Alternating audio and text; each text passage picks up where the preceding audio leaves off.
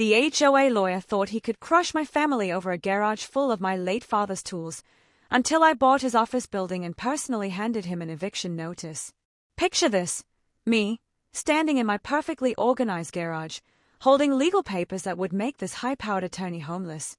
The same garage that, just 6 months earlier, had been packed floor to ceiling with my dad's woodworking equipment, every saw, every chisel, every hand plane he'd collected over 40 years of craftsmanship. I walked through that lawyer's empty office suite as I delivered his 30-day notice. The irony was so thick you could cut it with one of Dad's old chisels. They thought they could bully a grieving son into abandoning his father's legacy. They had no idea who they were messing with. What would you do if some fancy lawyer tried to steal your family's last connection to a loved one? Drop a comment and tell me where you're watching from. I want to know if HOAs are this corrupt everywhere. My name's Jake Morrison. 6 months ago, my world flipped upside down when my father dropped dead of a massive heart attack right there in his workshop. Dad was 68, built like a brick house, and could outwork guys half his age. 1 minute, he was hand-sending a jewelry box for my mom's birthday. The next, he was gone. I'm 45, an electrician and contractor for over 20 years, but nothing could have prepared me for walking into that garage after the funeral. It smelled like sawdust and dreams. $50,000 worth of professional woodworking tools collected over 4 decades, table saws, band saws, hand planes that cost more than my truck payment, and chisels sharp enough to split a hair. Dad's workshop wasn't just storage, it was a cathedral to craftsmanship. I inherited the house in Pinewood Estates, an upper-middle-class subdivision built in 1995 with strict HOA covenants and residents who treat a dandelion in your lawn like a crime against humanity. Perfect lawns, matching mailboxes, and enough petty rules to choke a horse. I moved back into my childhood bedroom to settle Dad's estate, managing electrical contracts remotely while figuring out what to do with his life's work. That's when I met Margaret Thornfield. Picture a 62-year-old woman who looks like she stepped straight out of a country club catalog, pearl necklace, perfectly styled silver hair, and a white Lexus that probably cost more than most people make in a year. Maggie, as she insisted I call her, was the HOA president and a former real estate agent. She had that fake smile that never reached her eyes and manicured nails she loved tapping on her clipboard. On the 3rd day after I moved in, there she was at my front door, clipboard in hand, her pearl necklace catching the morning sunlight like a warning beacon. "Mr. Morrison," she said, not waiting for an invitation as she glanced past me toward the garage. "I'm here about a covenant violation. No storage of commercial equipment in residential garages." I explained that these weren't commercial tools. They were my father's personal collection, inherited property that meant everything to my family. "Rules are rules," she replied, those manicured nails drumming against her clipboard like a woodpecker with an attitude problem. "You have 30 days to comply or face fines." But what really got my attention was the way her eyes lingered on Dad's vintage table saw, calculating its value as though she were appraising inventory. This wasn't about neighborhood aesthetics. It was about opportunity. I spent the next week digging through the HOA covenants. And guess what? The clause was more ambiguous than a politician's campaign promise. It mentioned commercial operations, not equipment storage. I even visited 3 neighbors, and they all admitted the same thing. Maggie had a history of selective enforcement that would make a corrupt cop blush. Mrs. Dorothy Walsh, the elderly widow next door, pulled me aside one afternoon while watering her roses. The scent of flowers mixed with a lingering smell of sawdust on my clothes as she whispered, "She forced the Johnson family out last year over a fence that was 6 inches too tall." Funny thing was, Maggie's realtor friend bought their house the next week. That's when it hit me like a sledgehammer to the skull. This wasn't about rules, regulations, or community standards. It was about power and profit. Maggie Thornfield had turned our neighborhood HOA into her personal ATM, and my father's garage, full of valuable tools, looked like her next withdrawal. The garage door still creaked the same way it had when I was 12. Dad never fixed that hinge. But now, that familiar sound felt different. It wasn't just a reminder of childhood. It was a battle cry. These people thought they could steamroll a grieving son into abandoning his father's legacy. They had no idea who they were dealing with. On day 28, after Maggie's little visit, a certified letter landed in my mailbox like a grenade wrapped in a bow, $500 in fines, plus $100 a day for continued violation. I called the HOA office, and Janet Simmons, Maggie's secretary and professional bootlicker, claimed Maggie was unavailable. Right. Unavailable, like a politician during tax season. By day 35, the fines had ballooned to $1,200, and they were threatening to put a lien on Dad's house. Then my doorbell started buzzing at 7 in the morning like an angry wasp. A process server. Nothing says good morning like being served before your first cup of coffee. But here's the thing about being an electrician for 20 years, you learn to read blueprints. HOA covenants are just legal blueprints written by lawyers who charge by the comma. I spent 3 days photographing everything. Garage layout, tools, serial numbers, inheritance documentation, timestamps, the works, organized so meticulously a forensic accountant would weep with joy. Then I hit the county courthouse and dug into the HOA incorporation documents like an archaeologist hunting for treasure. And wouldn't you know it, buried in Section 14, subsection C, was a beautiful little exemption for inherited personal property stored in an orderly fashion. Time for some reorganization therapy. I spent the next weekend transforming Dad's garage into something that would make a Snap-on tool catalog jealous. Every tool mounted on pegboards with military precision. Hand planes arranged by size like a symphonic crescendo. I even epoxy painted the floor so shiny you could use it as a mirror to check your teeth. Legal nugget. Always photograph evidence before disputes escalate. 10 zones, metadata, timestamps.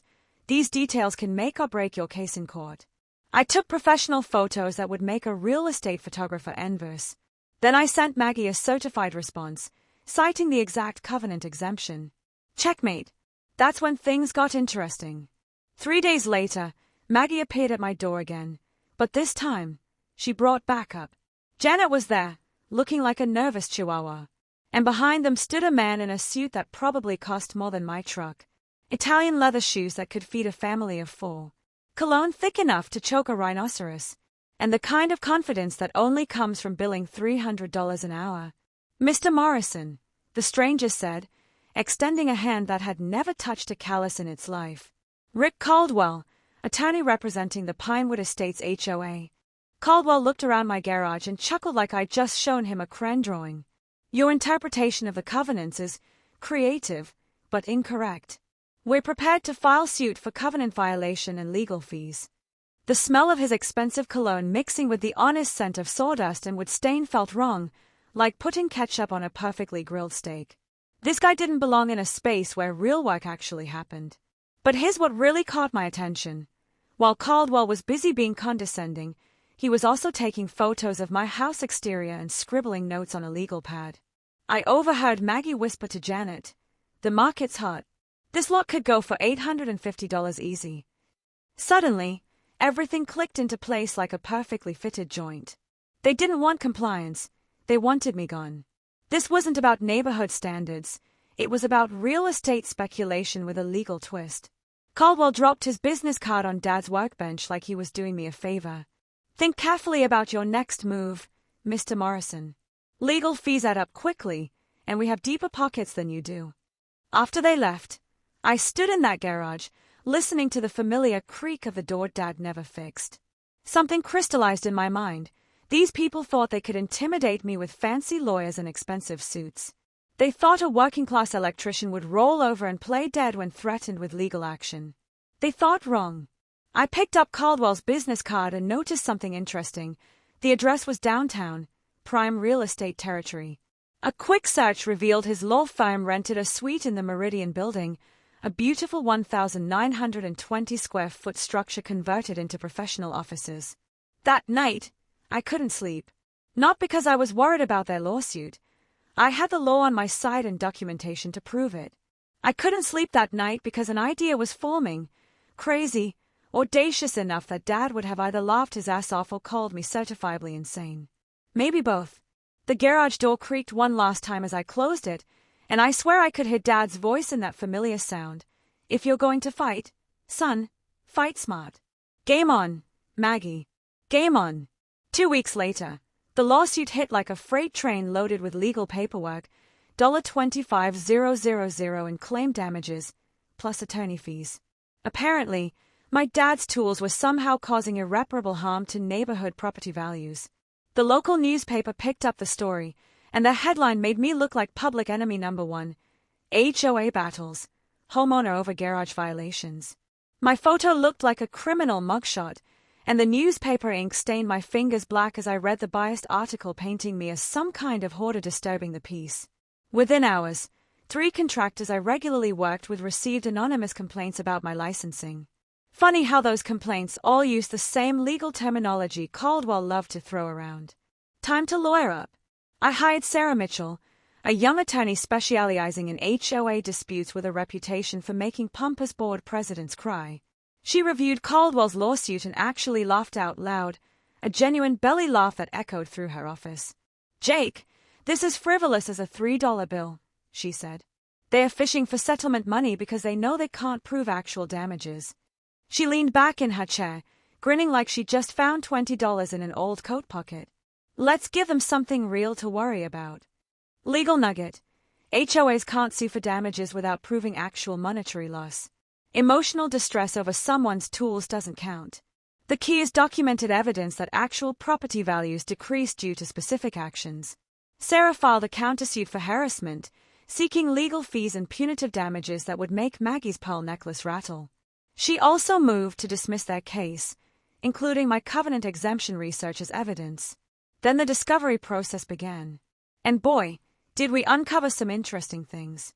The HOA's legal bills for the past year, $15,000, every penny paid to Caldwell's firm. Maggie's husband owned a property management company that specialized in, wait for it, handling foreclosed HOA properties. The smell of corruption was stronger than diesel fumes from my work truck. Sarah's printer worked overtime, churning out discovery documents like a paper mill on a strict quota. We found a pattern that would make a mob accountant proud.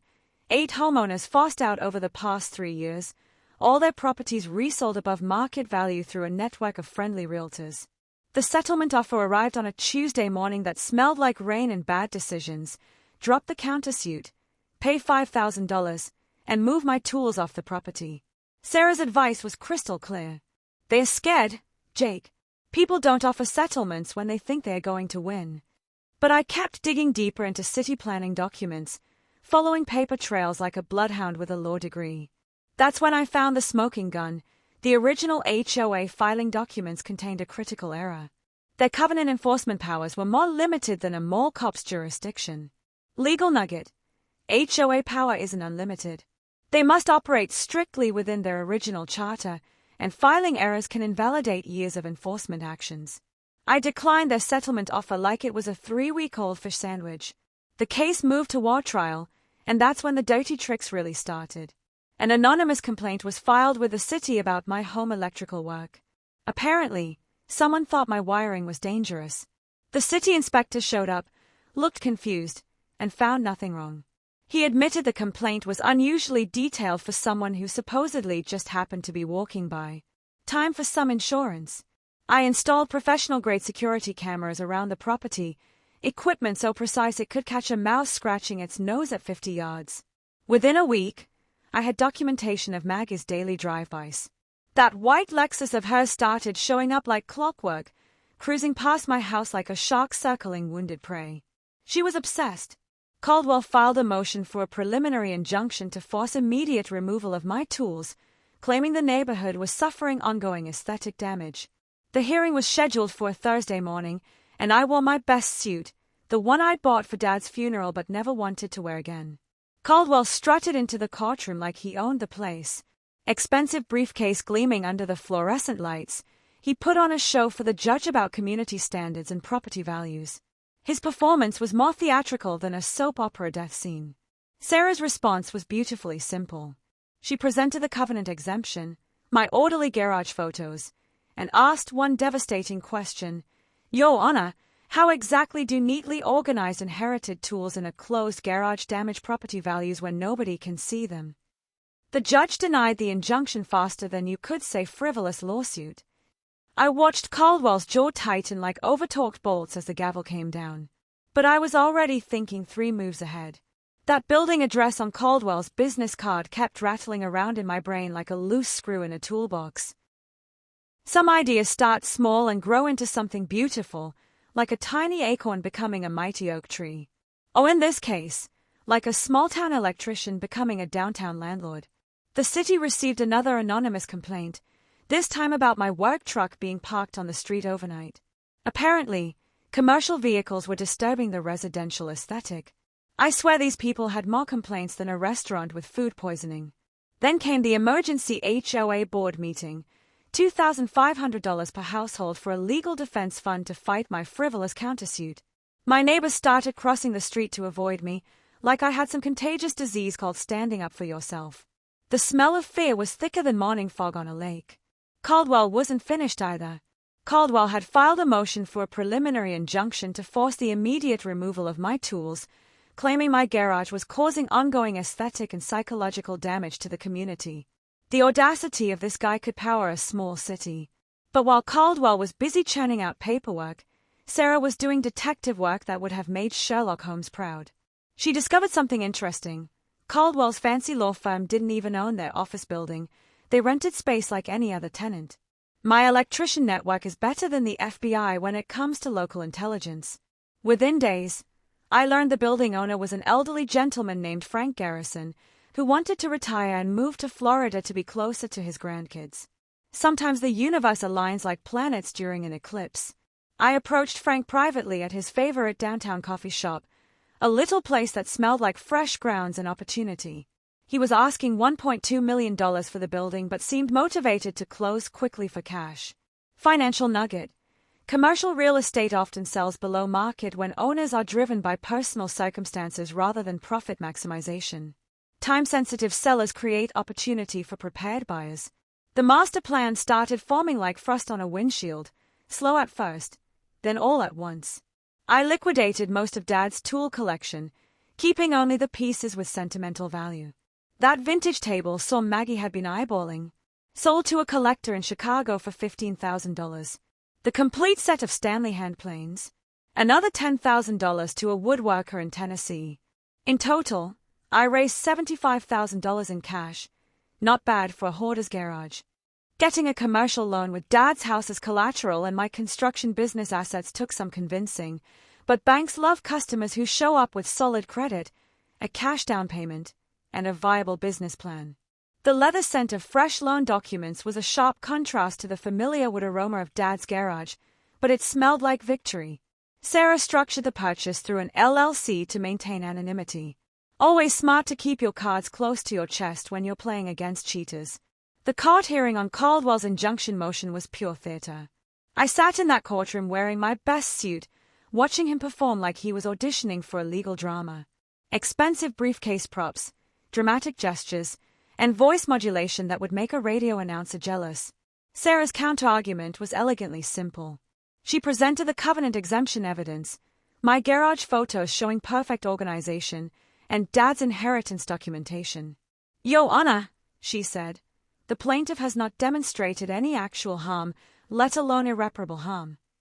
The judge denied the injunction with the kind of finality that makes gavels famous. Watching Caldwell's confident expression crumble was more satisfying than a perfectly fitted electrical connection.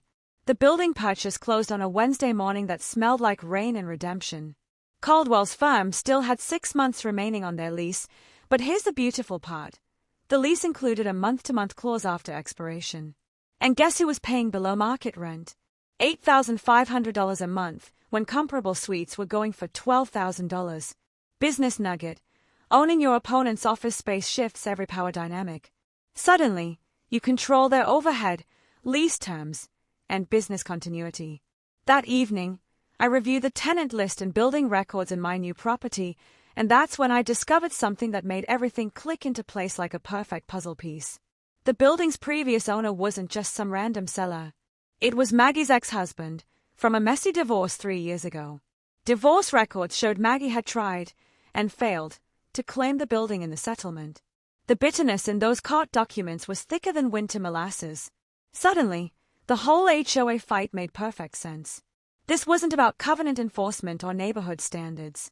This was Maggie's revenge war, fought by proxy through legal intimidation and property manipulation.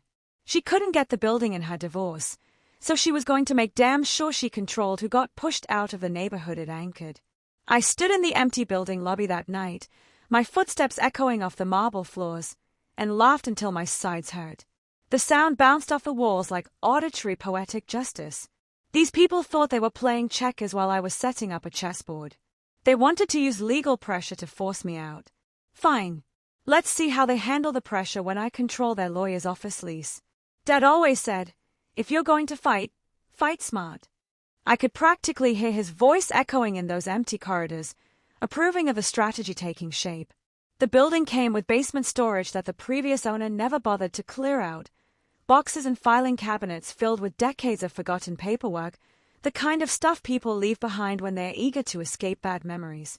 I was down there checking the electrical systems when curiosity got the better of me. The cardboard boxes yielded secrets like an archaeological dig, old HOA correspondence, financial records from Maggie's real estate days, and a manila folder that made my electrician hands shake with excitement.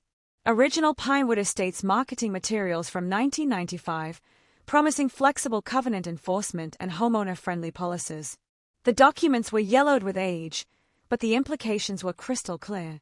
Sarah nearly dropped her coffee when I showed her the marketing materials. Jake, this is a legal bombshell, she said. The HOA's current enforcement practices violate the original sales promises made to every homeowner. Legal nugget.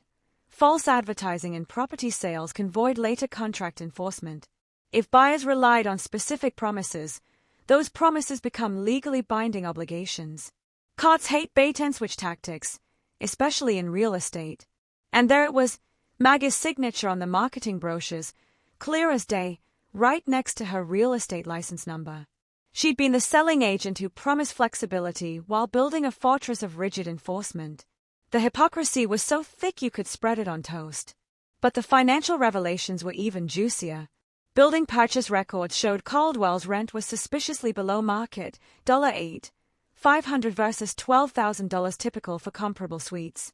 His lease included a personal services clause where legal work was provided at discount rates in exchange for reduced rent, a sweetheart deal that smelled fishier than a week-old tuna sandwich. Property management records revealed Maggie's husband had bought 3 foreclosed HOA properties at auction over the past 2 years. The pattern was clear as a bell. Selective enforcement targeting vulnerable homeowners, forcing sales through legal pressure, then swooping in to buy properties below market value. It was a beautiful scam, elegant in its simplicity and devastating in its execution. Now I controlled Caldwell's office space in these terms. I had discovery documents proving years of covenant manipulation, and those marketing materials provided grounds for a class action suit that could bankrupt the current HOA board. The power dynamic had shifted like tectonic plates during an earthquake. I scheduled a building inspection and discovered Caldwell's suite had unpermitted modifications, walls moved, electrical work done without permits, fire code violations that would make a safety inspector's eyes water. Compliance would cost a minimum of $45,000. Business nugget. Building ownership includes enforcement of all applicable codes and ordinances.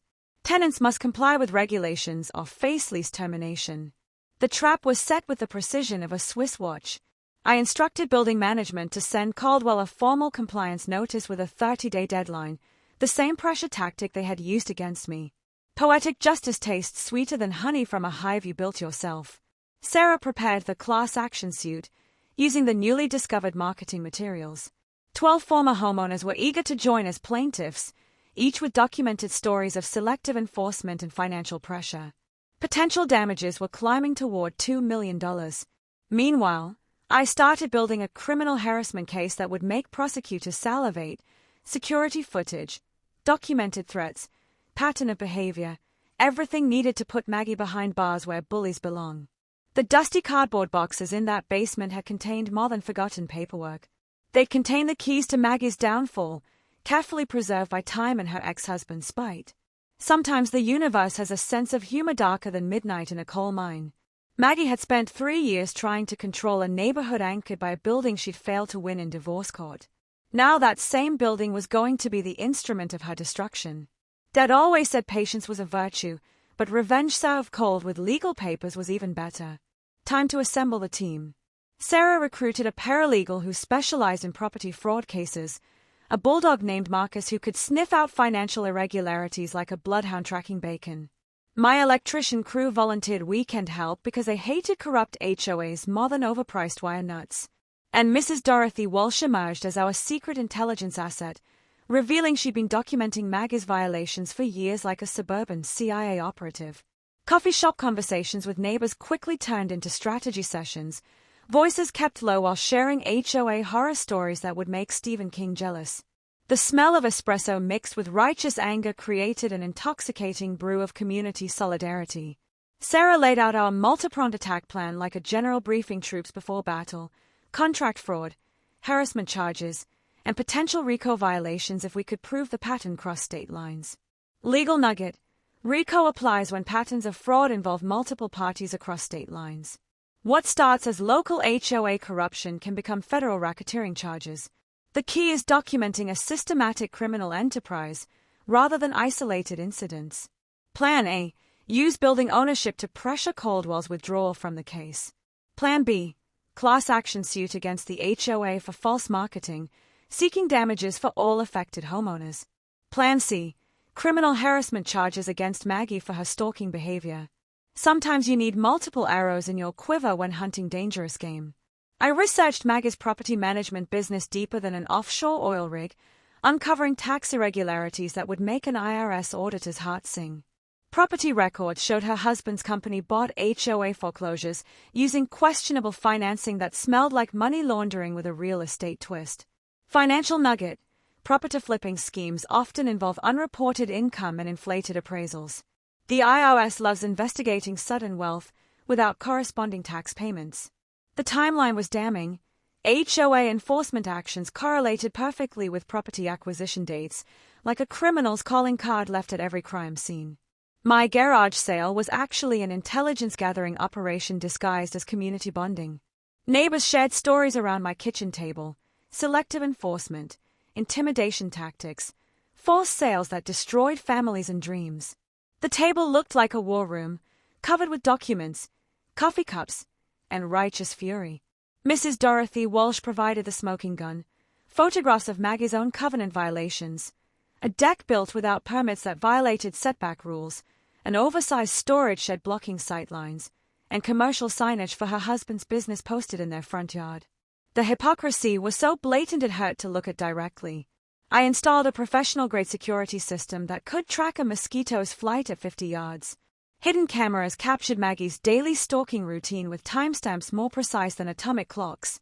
Security nugget: stalking documentation requires consistent timestamps and clear video evidence. Modern security systems can provide court-admissible proof of harassment patterns. Always check local recording laws to ensure evidence is valid in court. Sarah subpoenaed HOA financial records and discovered over $200,000 in legal fees over 5 years, enough money to repave every street in the neighborhood twice. The financial hemorrhaging was bleeding the community dry while enriching Caldwell's firm. My building ownership revealed Caldwell's unprofessional behavior through complaints from other tenants, loud phone calls carrying through thin walls, client meetings disrupting the building's peace, and parking violations that would make a meter maid weep with joy. The lease's professional conduct clauses had been violated more times than speed limits on an empty highway. Building management began formal documentation for lease termination while I reviewed every comma in Caldwell's rental agreement. Sarah contacted an investigative reporter who covered HOA corruption statewide, a woman who collected crooked board stories like baseball cards. Lawyer suing client, then getting evicted by the same client. Front page gold, she said, practically purring with anticipation. Media nugget: local news loves David versus Goliath stories with clear villains. Providing documentation and exclusive access ensures favorable coverage. I supplied background materials while maintaining anonymity until the climax moment. Sometimes the best reveal is saved for when cameras are rolling and audiences are watching. I visited Dad's grave on a Sunday morning that smelled of fresh flowers and determination. The morning dew on his headstone caught the sunlight like tears of pride. I promised him this fight wasn't just about tools. It was about protecting our community from predators who fed on fear and legal intimidation. The final planning meeting took place in Sarah's office, surrounded by boxes of evidence and legal briefs stacked like fortifications. She leaned back in her chair with the satisfaction of a chess player seeing checkmate 5 moves ahead. "Jake," she said, "we're not just fighting a lawsuit anymore. We're dismantling a criminal enterprise disguised as community governance." The pieces were in place. The trap was set. The hunters had become the hunted. Time to spring the snare and watch corrupt power crumble like a house of cards in a hurricane. Dad would have loved seeing bullies get their comeuppance served with legal papers on a side of poetic justice. Maggie's desperation hit like a cornered animal lashing out. She filed a formal complaint with the state contractor licensing board, claiming I was operating illegally without proper permits. Anonymous flyers appeared throughout the neighborhood overnight like poisonous mushrooms after a rainstorm, convicted criminal living among us, with my photo blown up like a wanted poster. Then someone slashed my truck tires. The security cameras caught everything. A figure in dark clothing creeping around my driveway at 2 a.m., knife glinting under the streetlights. The footage was clear enough to see Maggie's face when she looked directly at the camera, apparently forgetting that modern technology doesn't take coffee breaks. Legal nugget. Criminal mischief charges require clear intent to damage property. Security footage showing deliberate vandalism provides ironclad evidence for prosecution. Meanwhile, Caldwell's building problems multiplied faster than rabbits in spring. The city inspector arrived for a code compliance check with the enthusiasm of someone who had found violations in a daycare center, unpermitted electrical work, fire code violations, ADA noncompliance. The list was longer than a grocery receipt during inflation. Caldwell received his 30-day notice to fix violations or face lease termination. Watching his confident swagger transform into nervous hand-wringing was more satisfying than finding a $20 bill in old jeans. The man who'd threatened me with deeper pockets suddenly looked like someone whose pockets had holes. I wasn't idle during this escalation dance. Sarah filed criminal charges against Maggie: stalking, harassment, and destruction of property. The security footage made prosecutors grin like kids on Christmas morning, clear evidence of systematic criminal behavior by someone in a position of authority. The class action lawsuit officially launched with 12 former homeowners joining as plaintiffs. Each had documented stories of selective enforcement, financial pressure, and forced sales that read like a manual for neighborhood terrorism. Legal nugget. Class action status requires common harm affecting multiple parties. Individual grievances become powerful when they reveal systematic abuse patterns. Local news picked up the story faster than gossip at a church potluck. HOA president charged with criminal harassment made front-page headlines, complete with photos of Maggie hiding behind her curtains like a vampire avoiding sunlight. The news van parked outside her house became a permanent fixture, reporters knocking on doors like determined missionaries. My garage sale transformed into a neighborhood support rally. The smell of coffee and fresh donuts mingled with the satisfaction of community solidarity, as 50 families gathered to share their HOA horror stories. It was like group therapy for people who'd been terrorized by tiny tyrants with clipboards. The HOA's insurance company canceled liability coverage due to pending lawsuits. Apparently, systematic criminal behavior voids coverage faster than a fraudulent claim. Emergency board meetings were called weekly, with homeowners demanding Maggie's resignation like protesters outside a corrupt mayor's office. Caldwell's building lease expired in 10 days with violations unresolved. My building manager posted the formal eviction notice on his law office door like a sheriff's foreclosure sign. The irony was so thick you could serve it at Thanksgiving dinner. Community momentum built like a freight train gathering steam. I organized a neighborhood meeting that drew over 50 families to the community center. Angry voices overlapped as decades of frustration finally found an outlet. Stories of financial manipulation, selective enforcement, and intimidation tactics that would make mob bosses blush. The homeowners voted no confidence in the current HOA board and demanded new elections. Democracy in action smelled like coffee and righteous anger mixed with the satisfaction of people reclaiming their power. Sarah served Caldwell with a subpoena for all HOA documents while he faced eviction from his own office. Talk about legal pressure from multiple directions. The man was getting squeezed tighter than a tube of toothpaste in desperate hands. I offered to delay his eviction in exchange for Caldwell's withdrawal from the HOA case. Negotiation nugget. Leverage works best when your opponent has limited options. Controlling essential resources creates powerful bargaining positions. Maggie's final meltdown was spectacular. Police arrived at my house responding to her complaint about threatening behavior. Apparently, my May existence constituted harassment in her twisted worldview. I showed officers the security footage proving no contact had occurred, and they recognized the pattern immediately. This is your 6th false report this month, the officer told Maggie with the patience of someone explaining basic math to a toddler. Filing false police reports is a misdemeanor charge. Consider this your final warning. The neighborhood watched from windows and doorways as Maggie's white Lexus retreated like a beaten army, fleeing the battlefield. The woman who terrorized families with legal threats was now facing criminal prosecution herself. Sometimes justice arrives with handcuffs and sirens instead of gavels and paperwork. Maggie was about to learn that bullies eventually meet bigger bullies, and some of those bullies wear badges and carry the full weight of the law. The hunter had become the hunted, and the trap was about to snap shut with the finality of a steel jaw catching prey. Caldwell's capitulation came faster than a house of cards in a windstorm. His law firm withdrew from representing the HOA, citing irreconcilable differences. Lawyers speak for, "We're jumping off the sinking ship before it takes us down," too. The man who had strutted into my garage in Italian leather shoes was now scrambling to find new office space in a market tighter than a pickle jar with a stripped lid. My building manager received applications from 3 different law firms, all vying for Caldwell's premium suite. Suddenly, being a landlord felt better than winning the lottery. Business nugget: market demand allows property owners to be selective about tenants. When you control scarce resources, you dictate terms instead of accepting them. Maggie's late-night break-in attempt was the final nail in her coffin. The security system triggered like a fireworks display, cameras capturing her fumbling with my garage door lock at 2 a.m. Police responded within minutes, finding her hiding in Mrs. Dorothy Walsh's bushes like a suburban commando gone rogue. She was arrested for attempted burglary, trespassing, and violation of a restraining order under streetlights that made the whole scene look like a low-budget crime drama. The scent of police cruiser exhaust mixed with cool night air as Maggie was led away in handcuffs, her pearl necklace catching reflections from the patrol car's flashing lights. The emergency homeowner meeting that followed was democracy at its purest. 200 residents packed the community center like sardines, and the unanimous vote came as swift as summer lightning: remove Maggie and Janet from board positions immediately. A new board was elected, promising covenant reform and financial transparency. They nominated me for president, but I declined faster than a dinner invitation from an ex-wife. Mrs. Dorothy Walsh accepted the nomination instead.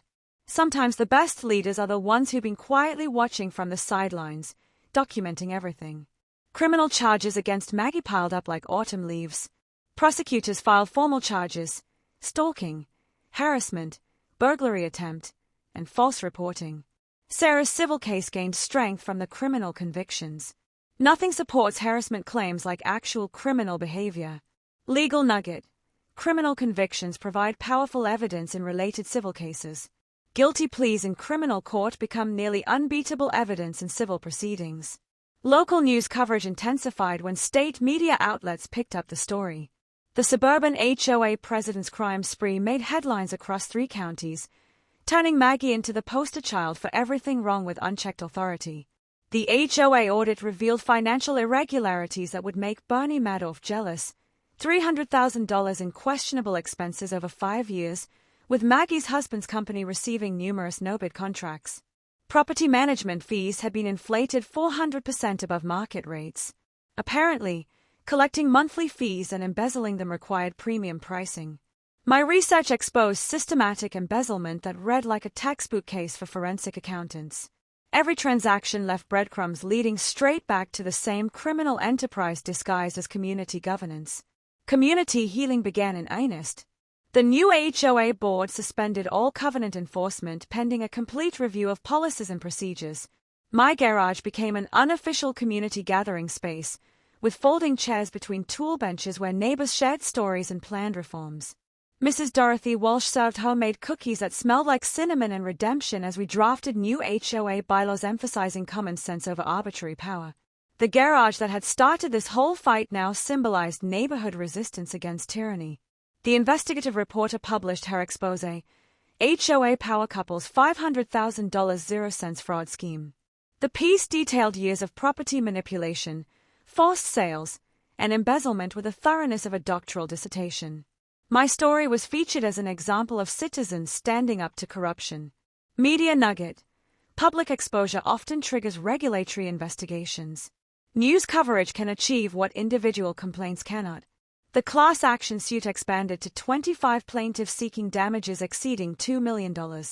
The HOA's new board voted to settle rather than defend Maggie's criminal actions, recognizing that fighting the indefensible only generates bigger legal bills. Settlement negotiations moved faster than a greased lightning bolt. The agreement included covenant reforms, financial restitution for affected homeowners, and legal fee recovery that would make even aggressive lawyers blush. My personal case was dismissed with prejudice. The HOA officially admitted no violations had ever occurred. Caldwell's law practice crumbled like stale cookies. State bar sanctions for ethical violations led to a suspended license and a ruined reputation. The man who had threatened me with deeper pockets discovered that stolen money disappears quickly when criminal prosecution freezes assets. Justice tasted sweeter than fresh honey from hives built on the graves of bullies. The garage door still creaked when I opened it each morning, but now the familiar sound carried notes of victory instead of grief. Dad always said good tools deserve respect, but he never mentioned that sometimes the best tool for fighting corruption is patience combined with strategic thinking, and just enough crazy to make your enemies underestimate you. The trap had snapped shut with the finality of steel jaws, and the predators who'd fed on community fear were finally facing the consequences of their actions. The HOA annual meeting was scheduled for a Saturday morning that smelled like coffee and long overdue justice. For the first time in 3 years, Maggie couldn't control the agenda from her throne of petty power. 300 residents packed the community center like spectators at a championship fight, local news cameras capturing every moment for posterity. I arrived early and set up Dad's restored workbench as a display. The same tools that had started this war were now polished and organized like a museum exhibit. The buzz of angry conversations filled the room, years of suppressed frustration finally finding voice. Despite the restraining order, Maggie appeared with a new lawyer who looked like he would rather be anywhere else on earth. Her hands shook as she gripped the podium, pearl necklace trembling like wind chimes in a hurricane. "I'm the victim of a coordinated attack by a disgruntled homeowner," she declared, voice cracking like ice on a frozen pond. "Everything I did was to protect our property values and community standards." The crowd's reaction was immediate and visceral. 300 people who had lived under her tyranny for years weren't buying that version of the story. Then it was my turn. I walked to the podium carrying a stack of documents thick enough to choke a horse, feeling every eye in the room on me. The cameras rolled as I began calmly, voice steady as a carpenter's level. 3 years ago, Maggie Thornfield told me, rules are rules. I held up the first document. "Here are the rules she broke while enforcing fake ones on the rest of us," I said. The large screen behind me lit up with evidence that made the audience gasp. Financial charts showing money flowing from HOA accounts to her husband's company like water through a broken dam. Photos of Maggie's own covenant violations, the unpermitted deck, oversized shed, and commercial signage that she had conveniently ignored for herself. "Embezzlement," I said, placing the first document on the podium. "False advertising," another document. "Criminal harassment," the stack grew. "Conspiracy to defraud homeowners through systematic property manipulation." Legal nugget. Public presentation of evidence creates a permanent record. Live streaming and news coverage preserve testimony that can't be altered or denied later.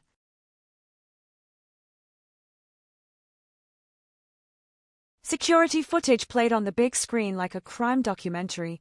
Maggie vandalizing my truck under streetlights, attempting to break into my garage, hiding in bushes like a suburban ninja gone wrong.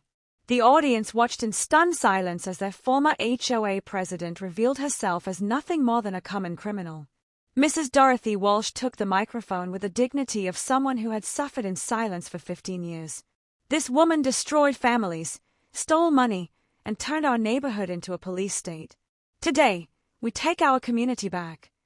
Formal residents appeared via video conference, faces on screen describing false sales, harassment campaigns, and financial pressure that had driven them from homes they loved.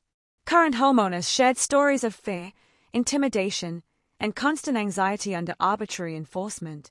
The scent of emotion filled the community center: tears, anger, and determination mixing like ingredients in a recipe for justice. Sheriff's deputies served final papers while cameras rolled.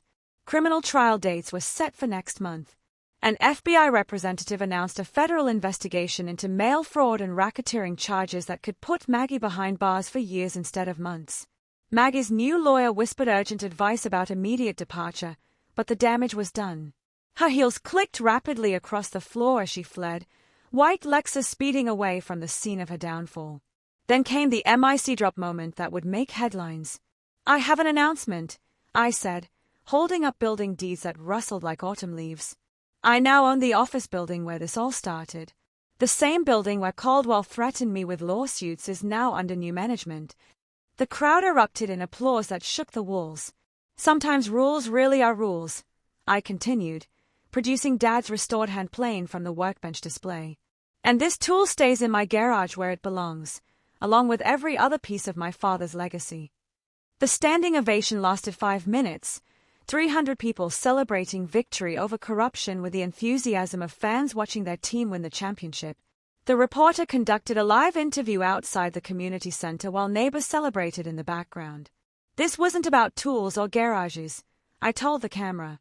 "This was about protecting our community from predators who fed on fear and legal intimidation." I announced plans to convert the building into a nonprofit legal aid center, providing free HOA dispute mediation.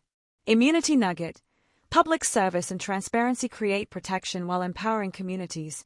True victory means helping others facing similar challenges. Individual success becomes meaningful when it creates systematic change. The cameras captured everything. Justice served with legal papers, community solidarity triumphing over individual tyranny, and one man honoring his father's memory by protecting neighbors from bullies armed with badges and clipboards. Sometimes David doesn't just defeat Goliath, he buys Goliath's office building and turns it into a fortress for other Davids. Justice came with handcuffs and a gavel. Maggie pleaded guilty to stalking, harassment, and embezzlement charges, receiving 2 years probation, $50,000 in restitution, and 200 hours of community service. Her husband's property management license was revoked faster than a bounced check, and their business dissolved like sugar in rain. Caldwell faced state bar sanctions for ethical violations, ending his legal career permanently. The man who threatened me with deeper pockets discovered that stolen money disappears when prosecutors freeze assets and professional licenses get shredded. The class action settlement reached $1.8 million, paid to affected homeowners, money that came from the HOA's insurance rather than resident assessments. I received $75,000 personally, plus legal fees. But the real victory was seeing 24 families finally get justice after years of harassment. Financial nugget: insurance often covers legal settlements but not criminal penalties. Civil restitution comes from insurance or assets, while criminal fines come from personal accounts. The new HOA board transformed Pinewood Estates into what it should have been from the start. Transparent governance replaced secret meetings, quarterly financial reports replaced hidden expenses, and reasonable enforcement replaced arbitrary tyranny. Mrs. Dorothy Walsh was elected president with promises of common sense over paperwork, and she delivered, like a politician who actually keeps campaign promises. My garage was featured in the neighborhood newsletter as an example of reasonable compliance. The same tools that had triggered this war were now celebrated as community assets. The irony tasted sweeter than honey harvested from hives built on bullies' graves. I converted the building's top floor into a woodworking studio honoring Dad's memory, complete with his tools displayed in glass cases like museum pieces. Sunlight streamed through the workshop windows, mixing with a scent of fresh sawdust and hope, as I offered free carpentry classes to neighborhood kids. The Community Legal Center opened 6 months later, providing free HOA dispute mediation that resolved conflicts through conversation rather than courtroom combat.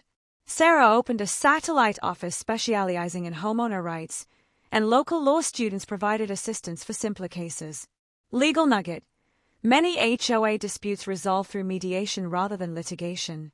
Neutral third parties can find solutions that benefit everyone while avoiding costly legal battles. National news picked up the story, highlighting how one homeowner beat HOA corruption, generating calls from homeowners nationwide facing similar harassment. I referred cases to a growing network of attorneys specializing in fighting HOA abuse, turning individual victory into systematic change. Advocacy nugget. Individual victories can inspire systemic change. Success stories provide roadmaps for others facing similar challenges. The garage door no longer creaks when I open it each morning. I finally fixed the hinge Dad never got around to repairing. The familiar sound of coffee brewing in the workshop mixes with wood shavings and the satisfaction of work well done, both in carpentry and justice. I realized this fight was never really about garage storage or tool collections. It was about standing up to bullies who hide behind authority, protecting communities from predators who feed on fear, and honoring the memory of a man who taught me that good tools deserve respect, and good people deserve better. The building that once anchored Maggie's revenge fantasies now serves families fighting similar battles. Sometimes the universe has a sense of humor darker than midnight, but occasionally that humor delivers justice with a side of poetic irony. I still get calls about other HOA corruption cases and recently heard from an elderly veteran facing foreclosure over a flag display that violated some bureaucrat's interpretation of patriotic expression. But that's a story for another time, and another fight worth winning. Mrs. Dorothy Walsh still serves homemade cookies during community meetings. The scent of cinnamon mixing with the satisfaction of democracy restored. The neighborhood kids learning woodworking in Dad's restored workshop represent hope for a generation that won't tolerate bullies with badges or tyrants with clipboards.